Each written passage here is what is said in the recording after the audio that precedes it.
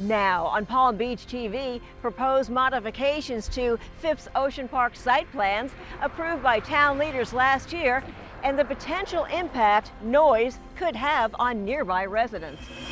An update on that and the groundbreaking date, design, and what a rattlesnake has to do with the future of the remodeled park.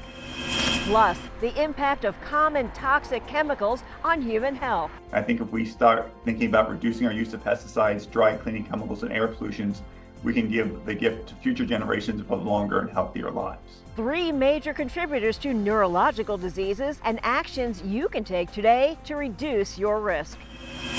And a looming deadline if you plan to vote in the March presidential preference primary and the Palm Beach municipal election.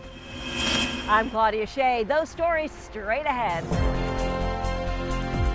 The Palm Beach Civic Association brings you Palm Beach TV, the island's only newscast. We're sponsored by the Fortin Foundation of Florida. Now the news.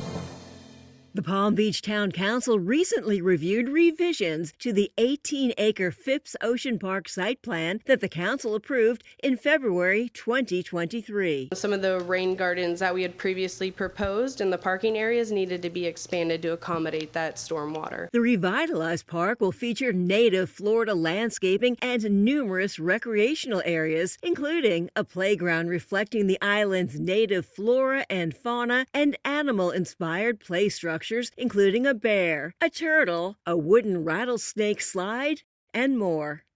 It's going to be right next to 2100 and 2000, the buildings up there in that corner. This looks a little more active than passive in terms of what my thoughts in terms of the playground facility were going to be. It does look like it's going to be kind of noisy and kind of an active element. In addition to noise concerns and a call for a sound buffer, council members were also concerned about the composition of the exposed portion of the slide. Is that slide metal? Yes, it is. It looks like it gets hot. So that's one of the things that we have brought to their attention. They are currently working with a new material that's some sort of plastic composite. Right, most of them are plastic. And so we are looking into that. The council also raised concerns about the pedestrian experience, especially in the south, as visitors approach the park, and requested a reconfiguration. I'm just concerned, are pedestrians going to just find themselves wandering through a busy parking lot as opposed to kind of having a safe, sheltered way to enter the park? If I lived in the neighborhood, I'd want to walk there on beautiful days and explore, and I just want to make sure that we provided the right kind of connectivity. I think adding a sidewalk along that route, it may pinch the swale here a little bit, but I don't think that's detrimental to the overall stormwater calcs and something we could probably pick up somewhere else. By removing that sidewalk through the middle there that you're just talking about would allow increased vegetation there, which would also help mitigate the sound transfer. Before unanimously approving a resolution authorizing the modifications to the Phipps Ocean Park site plan, the council included 3 changes to address all of these concerns. With the conditions that the applicant and staff can work out changes to the south pedestrian access into the site, the north landscape buffer with regards to sound attenuation, and the final material selection for slides in the playground.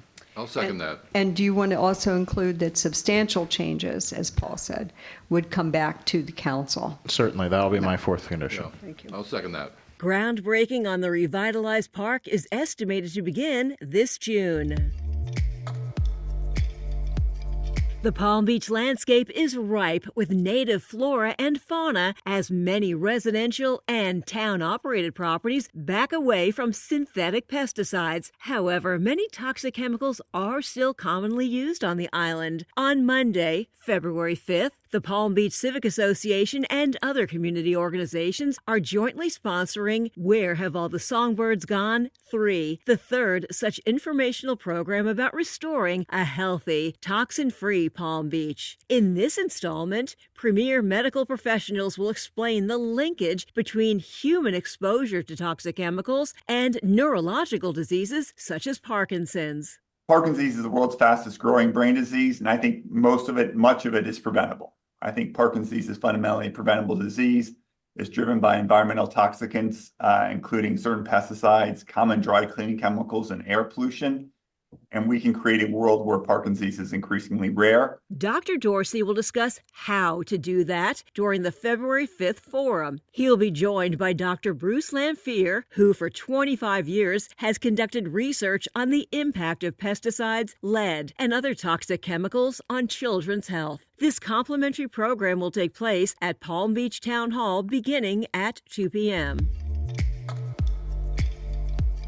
If you plan to vote in Florida's presidential preference primary or the town's municipal election, both of which are on March 19th, be aware of a looming deadline. The deadline to register to vote is February 20th. Also keep in mind that those wishing to vote by mail in the 2024 elections are required to make a new vote-by-mail request. A vote-by-mail ballot is not forwardable by the U.S. Postal Service, and a ballot returned undeliverable cancels a request for future elections and must be renewed. In the Town of Palm Beach election, the Group 3 seat, currently held by Council President Margaret Zeidman, is sought by two candidates, Architectural Commissioner John David Corey and Landmarks Preservation Commissioner Bridget Moran. Both Corey and Moran serve as Palm Beach Civic Association directors. Zeidman, whose fourth two-year term ends in March, decided not to seek a fifth term. Current council members Lou Crampton, Group 1 council seat, and Bobby Lindsay, Group 2, faced no opposition in their re-election bids. The Palm Beach Civic Association invites Palm Beach residents to attend our February 19th Candidates Forum. This event is complimentary and open to the public. You'll hear from candidates Corey and Moran about their positions on key issues. The forum will be moderated by WPTV News Channel 5 anchor and reporter Michael Williams. Learn more about this forum